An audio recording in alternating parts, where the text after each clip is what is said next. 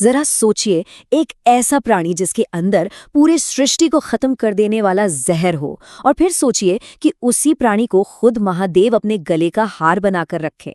वो कोई आम सर्प नहीं हो सकते, है ना? वो थे वासुकी, नागों के राजा। तो चलिए आज नागों के इस महान राजा की अद्भुत कहानी को समझते हैं। वासुकी कितने महत्वपूर्ण थे, इसका सबसे बड़ा सबूत तो खुद भगवान कृष्ण भगवत गीता में देते हैं। जब वो अपना विराट रूप दिखाते हैं तो कहते हैं कि समस्त सर्पों में वो वासुकी हैं। मतलब ये कोई छोटा मोटा सम्मान नहीं है, ये तो दिव्यता की सबसे ऊंची पहचान है। तो आखिर कौन थे वासुकी? हमारे पुराणों में कई महान नागों का जिक्र आता है, पर वासुकी की जगह वो सबसे अलग, सबसे खास थी। वासुकी को ठीक से समझने के लिए ना उन्हें उनके बड़े भाई शेषनाग से थोड़ा अलग करके देखना होगा। देखिए, एक तरफ है शेषनाग, जो भगवान विष्णु के लिए आरामदायक शैया हैं, शक्ति और धैर्य की मिसाल। और दूसरी तरफ है वासुकी, जो भगवान शिव के गले का आभूषण है, त्याग और भक्ति का सबसे बड़ा प्रतीक। दोनों ही महान हैं, पर दोनों की राहें और कहानियां एकदम जुदा हैं। वासुकी सिर्फ एक भक्त नहीं, बल्कि नागलोक के राजा भी थे। सोचिए, पाताल में एक ऐसा राज्य जहां महल सोने और मणियों से बने थे, जहां ज्ञान की कोई सीमा नहीं थी। और वो एक ऐसे राजा थे जो न्याय के लिए जाने जाते थे। उनकी प्रजा उनसे बेहद प्यार करती थी। लेकिन वासुकी की असली महानता उनकी ताकत या उनके राज्य में नहीं थी, वो थी उनकी भक्ति में। और उनकी कहानी की शुरुआत होती है एक ऐसी कठोर तपस्या से जो उन्होंने भगवान शिव को पाने के लिए की थी। उन्होंने सब कुछ छोड़ दिया, खाना पानी आराम सब कुछ। सदियां बीत गईं, उनके शरीर पर दीमकों ने घर बना लिया। कभी भयंकर तूफान आए, कभी आग लगी, कभी बर्फ गिरी, पर वासुकी अपने ध्यान से हिले तक नहीं। उनके होठों पर बस एक ही नाम था, शिव शिव शिव। और फिर वो पल आया जब भगवान शिव खुद उनके सामने प्रकट हुए और बोले, वासुकी मांगो, क्या वरदान चाहते हो? अब वासुकी कोई राज्य, कोई शक्ति या अमर होने का वरदान नहीं मांगते।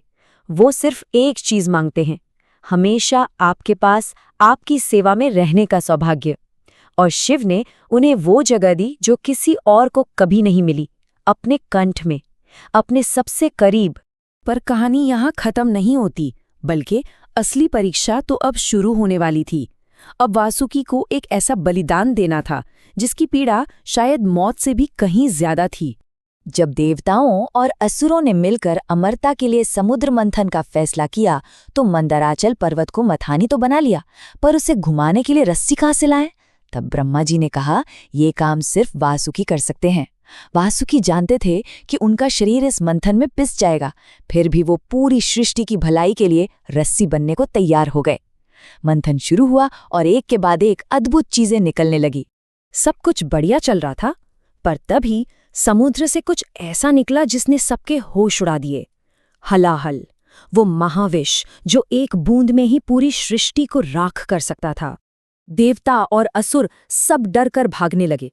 तब भगवान शिव आगे आए और उन्होंने उस पूरे विष को अपने कंठ में धारण कर लिया, जिससे वो नीलकंठ कहलाए। पर जरा सोचिए, उस पल जब शिव वो जहर पी रहे थे, वासुकी उनके गले में लिपटे हुए थे। उन्होंने भी उस जहर की पूरी जलन, पूरी पीड़ा सही, लेकिन अपने प्रभु का साथ एक लम्हे के लिए भी नहीं छोड़ा। और ये उनका अकेला बलिदान नहीं था। जब शिव को त्रिपुरासुर का वध करना था, तब वासुकी उनके विशाल धनुष की रस्सी यानी प्रत्यंचा बन गए थे, ताकि शिव अधर्म का नाश कर सके। एक बार फिर श्रेष्ठ शिव का था, पर सेवा वासुकी की थी। वासुकी ने शारीरिक दर्द तो बहुत सहा, पर एक दिन उन्हें एक ऐसे दर्द का सामना करना पड़ा जो उन्हें अंदर तक तोड़ गया। और इस दर्द की वजह कोई और नहीं, बल्कि उनकी अपनी माँ कद्रू थी। हुआ ये था कि कद्रू ने एक शर्त जीतने के लिए अपने नाग पुत्रों से बेईमानी करने को कहा। जब कुछ नागों ने सच का साथ दिया और झूठ बोलने से मना कर दिया, तो कद्रू को इतना गुस्सा आया कि उन्होंने अपनी ही संतानों को श्राप दे दिया कि तुम सब एक दिन यज्ञ की आग में जलकर मर जाओगे। और कई साल बाद वो श्राप सच होने लगा। राजा जन्मेजय ने एक सर्प यज्ञ शुरू किया। मंत्रों की शक्ति इतनी तेज थी कि दुनिया के किसी भी कोने में छिपा कोई भी नाग खिंचकर उस जलती हुई आग में आकर गिरने लगा। नागलोक में कोहराम मच गया। और वासुकी वो राजा जो अपनी प्रजा से इतना प्यार करते थे, वो अपनी आंखों के सामने उन्हें जलते हुए देख रहे थे और वो कुछ नहीं कर पा रहे थे। उनके दिल में बस एक ही सवाल उठ रहा था, क्या एक माँ की गलती की सजा हमेशा उसकी औलाद को भुगतनी पड़ती है? तभी वासुकी को ब्रह्मा जी की एक पुरानी बात याद आई। इसका हल उनकी अपनी बहन के बेटे आस्तिक के पास था। युवा आस्तिक यज्ञ की जगह पर पहुंचे और अपने ज्ञान और बुद्धिमानी से उन्होंने राजा जन्मेजय का दिल जीत लिया। राजा ने खुश होकर कहा, मांगो, क्या मांगते हो?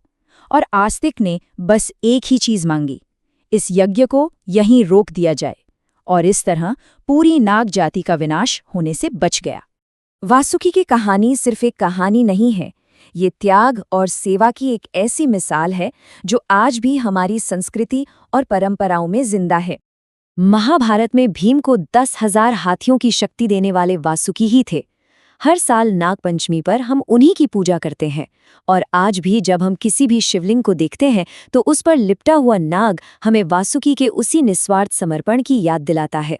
वासुकी की जिंदगी हमें एक बहुत सीधी और गहरी बात सिखाती है, सच्ची महानता कुछ पाने में नहीं बल्कि सब कुछ दे देने में है। असली राजा वो नहीं जो सिंहासन पर बैठता है, असली राजा वो है जो अपनी प्रजा के लिए, धर्म के लिए खुद को मिटा देता है। तो वासुकी की ये कहानी हमारे लिए एक सवाल छोड़ जाती है, एक ऐसा सवाल जिस पर हम सबको सोचना चाहिए कि आखिर सच्ची भक्ति हमसे मांगती क्या है? क्या वो कुछ पाने का जरिया है या सिर्फ दे देने का एहसास?